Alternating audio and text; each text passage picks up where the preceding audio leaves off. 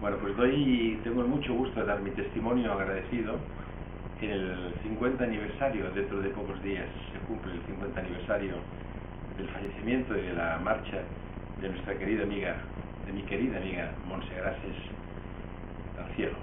Digo al cielo porque estoy seguro de lo que estoy diciendo.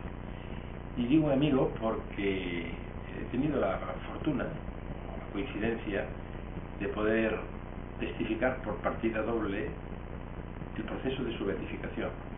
Tanto por la parte de mi hermana Ana María, que era su amiga y compañera del alma en su vocación, que murió, como el testimonio mío personal por el conocimiento que tuvimos. Montse, tengo que decir que era una mujer fuerte, de un carácter alegre, un poco tozuda sí era, pero una tozudez que siempre con la inteligencia daba paso al diálogo. Y tuve muchos diálogos con ella en un momento en donde no participaba yo de la misma forma que ella de lo que era el Opus Dei. Se encontró en mí casi como un enfrentamiento constante.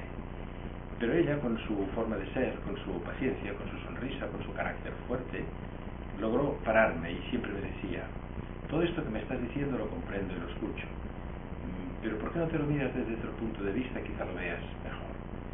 Esta dulzura en decir las cosas, esta firmeza en decir las cosas, esta elegancia en que me lo decía a mí, realmente me hizo pensar y me frenó muchísimo mis ímpetus que yo tenía en aquel momento, puedo decir, contra el Opus Dei, cuando no era prelatura todavía, lógicamente, porque esto estamos hablando a finales de los años 1950, ha pasado el tiempo. Pero yo siempre vi en Montse como una persona de la familia, porque venía a nuestra casa con mis padres y salíamos de excursión y participábamos en las juergas divertidas de familia. Íbamos al circo, íbamos al cine, teníamos las tertulias familiares y la teníamos como una hermana más, siempre con mi hermana Ana María. Y esto me permitió ir conociendo a esta muchacha y le cogí mucho aprecio y mucho cariño. Verdaderamente yo no conocía, hasta que me lo dijo mi padre, la enfermedad que tenía. Era el síndrome, era el sarcoma de Ewing, era en definitiva un cáncer de pierna, que empezó en la parte baja de la pierna y fue subiendo, hasta que llegó a invadirla totalmente. Yo esto no lo sabía porque siempre la veía alegre, siempre la veía contenta. Después me dijeron que tenía unas curas que mi hermana le asistía, muy largas y muy duras, pero ella en cambio siempre estaba aguantando con gran alegría, como yo diría que, digo claramente que se notaba que Montse era una mujer que le daba sentido a la vida, pero no solamente un sentido, sino la voluntad de un sentido, que era su vocación. Y esto le permitía pues estar alegre, estar contenta y querer a todo el mundo. Yo me sentí querido. Bien, esto ocurrió que al cabo de un tiempo, tras saber su enfermedad, pues fui siguiendo su enfermedad dolorosa, pero bueno, llegó el día martes santo del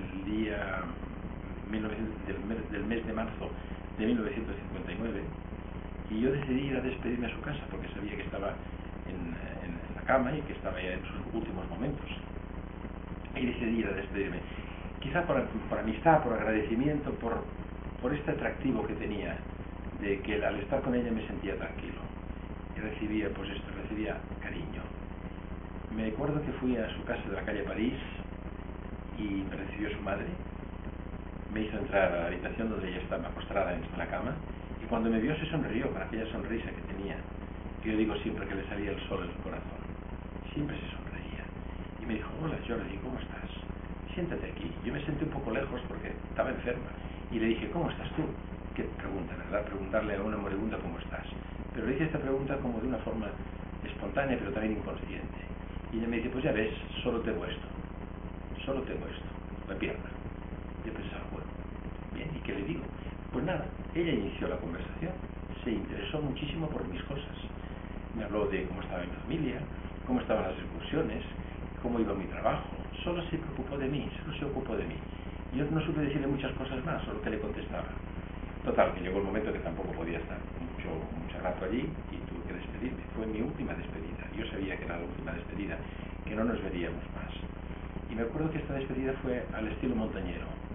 Cantamos una canción, la Arlesiana, en catalán es un tipo de canción en donde todos los que estamos en una salida de excursión nos despedimos con una canción, dándonos las manos y diciéndonos hasta la vista.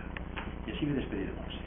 Cuando bajaba yo las escaleras de su casa, pensaba, ¿cómo es posible que esta muchacha, Monse, con lo mal que lo está pasando, con los dolores que tiene, todavía se sonríe y se ocupa constantemente de mi persona?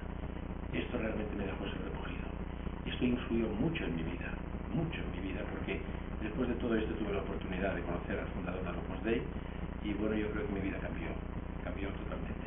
Yo solo doy este testimonio porque creo que debo de estar agradecido a Monse. Sé que ella me está escuchando en este momento y sabe que le estoy agradecido.